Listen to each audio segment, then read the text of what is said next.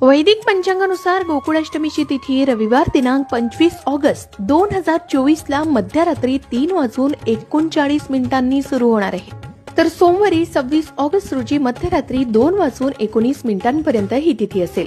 उदय तिथीनुसार 26 ऑगस्ट 2024 रोजी गोकुळाष्टमी साजरी होईल. कृष्ण जन्माष्टमीला पूजेची वेळ मध्यरात्री 12 वाजतापासून ते 12:45 असेल.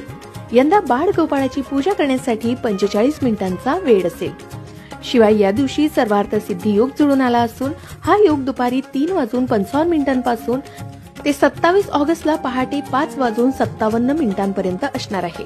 जन्माष्टमीच्या व्रतपारणाची वेळ 27 ऑगस्टला सकाळी 6:36 आहे. शिवाय ज्या व्यक्ती त्याच दिवशी उपवास सोडतात ते 26 ऑगस्टला मध्यरात्री 12:44 हा उपवास सोडू शकतात असं सांगितलं जात आहे.